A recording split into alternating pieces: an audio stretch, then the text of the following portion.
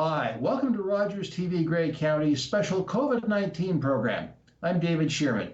My guest is Dr. Ian Arra, Medical Officer of Health for Grey Bruce, in our weekly conversation about what's happening with COVID-19 and just having a conversation about some of the things you may ask about yourself. Dr. Arra, welcome. Good to have you here. Thank you, David. Now, there's been a lot of conversation these days about masks. And I actually have got a supply that I keep in my truck. And when I go into a store, I put one on. Some people have permanent masks that they wash regularly. It's just, I guess it's a matter of choice and availability more than anything else. But there seems to be a push to use masks. And in some cases, in some parts of the province, people are saying they have to be mandatory. Are they really effective as a mandatory prevention? So mask use in public places has effectiveness to it, and we strongly recommend it. I myself, David, anytime I am in a public place, I wear a mask. I have a couple in my bag and I have a couple in my car. So there's no opportunity for me to not have one if I need it. And the effectiveness of it is as an added layer of protection, not as a replacement to social distancing, the physical distancing, the 2 meters. It's rather augmentation to it. And it's important for all of us to remember that's never one silver bullet. It's going to take care of the situation. Rather, it's a collective effort. Hand washing, using masks, keeping the 2 meters, the combination of these things at all times is what is effective. Your point about mandating it versus strong recommendation. The team here has been working on, if we're going to mandate it, what that entails. And it is not, a simple signature on an order from the MOH that is going to make it mandated. There are many layers of complexity to it. And mask use in public places, whether it's as education or recommendation or strong recommendation or an order, this level of intrusiveness is the whole intervention is part of the pandemic plan. So it is known to be effective. There are places for it to be used, appropriate timing for it to be deployed, and increase in frequency. And we continue to monitor the situation and work to ensure it's implemented in the right time. And if I may elaborate a bit here about the complexity of it, one of the aspects is whenever you mandate something, you disadvantage certain people who might not be able to purchase it, or people, let's say, who are homeless. By definition, they're going to be subject to an order and they cannot comply with. So we need to arrange many things from equity point of view to ensure there is enough resources, enough masks available for these people who need them if we mandate them. Otherwise, a person would end up with an offense for doing nothing other than being, not able to purchase it or not able to go to a place to get it. And we went down that issue around distancing and people who were small groups and gatherings not that long ago. There were a lot of issues around the number of people who were gathered together. And we had that incident down in Toronto in Trinity Bellwoods Park, and it created almost a difficult community environment. And you've mentioned that before. If you have a mandated order, somehow you have to enforce it. And that makes, if you mandate masks, it makes it very difficult, and it leads into some very challenging behaviors. Right, and there are other layers to it. Like if it's going to be implemented through an MOH order versus a bylaw, there are different requirements legally for each one of them. For a bylaw, it might take weeks and weeks to ensure that the council met and decided on the content and, like you said, the enforcement side of it and what the penalty is. If you go to an MOH order, it might be more timely because it could be written and composed quickly. However, you need to ensure that the legal test is met. If, for example, the order is served to businesses, if there is a business that has all the other interventions in place and have limited number of people and frankly said, I don't want to obey this order, each order has the option for appeal. It is written in order, you Google it, any order on which order, and if that appeal goes to court, and the question is this sufficient to reduce transmission, what this business did without the mask? The answer could be yes. And if it's yes, the order fails, and we lost the opportunity for future orders. If people don't recognize the order as an appropriate mechanism of serving the public, if we lose that trust in the order, we might not be able to use it for many other issues down the road, including this issue. Having said all this, we are working on the eventuality if we need it to be implemented, and probably in the near future it will be implemented. If we get the buy-in from businesses, from the community, from municipalities, from the public, the buy-in ensures compliance versus any person or group of people feeling that this was pushed onto them. And usually we know how we humans behave. If we feel that something is pushed on us, there will be less than optimal level of compliance. Having said all this, we are working on it, and we continue to have relatively positive situation in Grey Bruce with no death, no hospitalization currently, and limited number of cases that is manageable. Speaking of the cases in Grey Bruce, I note that we are now out of, the one long-term care home is now out of outbreak. That's been resolved. That's right. Recently, we declared it over, and we've been successful to ensure no further transmission past the first case.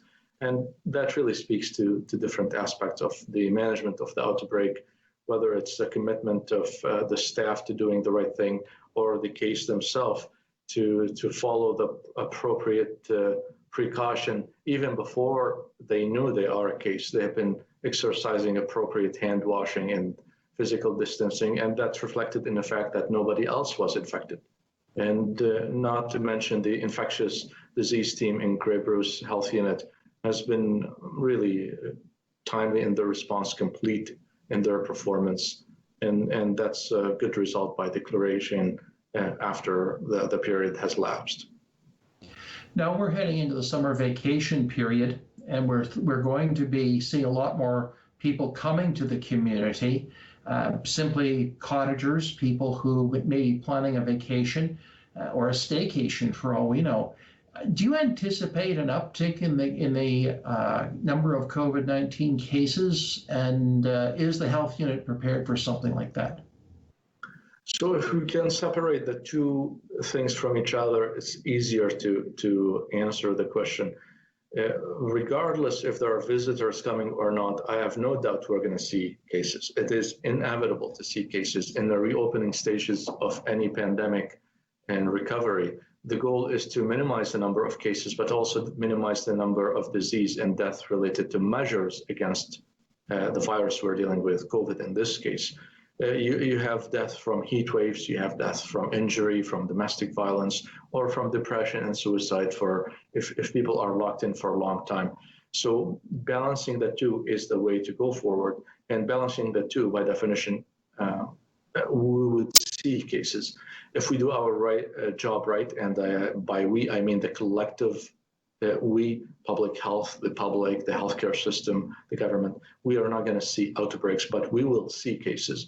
Knowing that visitors are coming, cottagers are coming to the area, well, this has been going on for 2 months at this point. At some point, Grey Bruce has 2 different populations that live together, one for 12 months a year, the other one for 6 or less.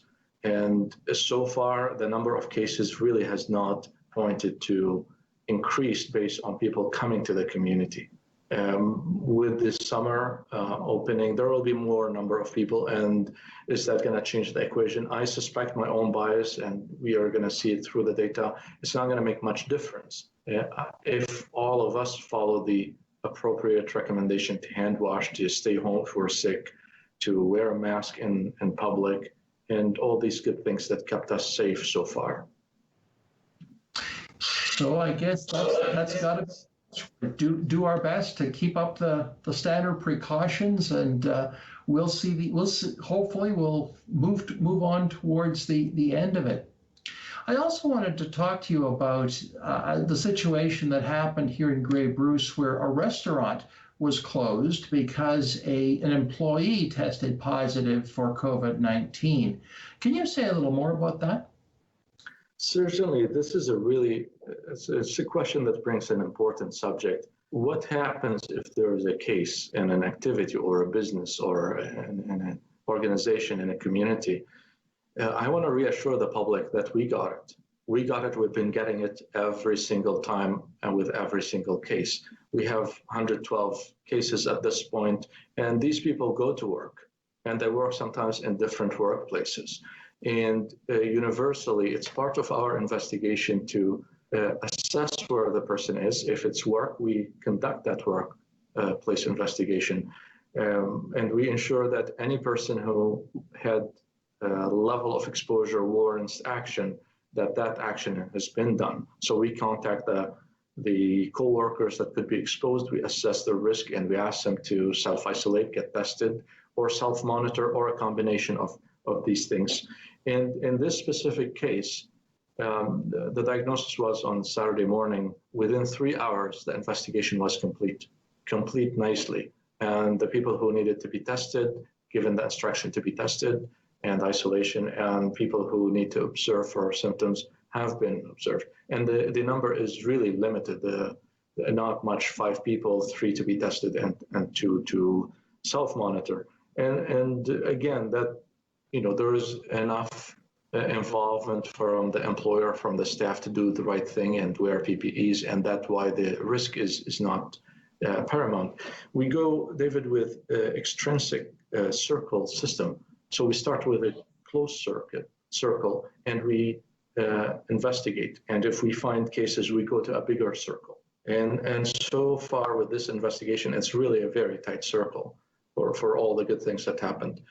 The unfortunate thing that happened, that a splash in the media took place because the facility or the restaurant closed and they did disinfection, and that's not our recommendation or direction. There's need to disinfect on continuous basis, but the fact that there is a case really does not ignite any need to disinfect more. And I can explain why, and I can walk our audience through this 2 layers of complexity. It's not much, but it's not intuitive. Whenever there is a case, if I'm diagnosed today on Tuesday with COVID, that means my test was sent to the lab 3-4 days ago. That means I have been in isolation home for 4 days. And if I shed any virus on this desk where I sit right now, 4 days ago, within a window of time of 2 days, that virus was destroyed.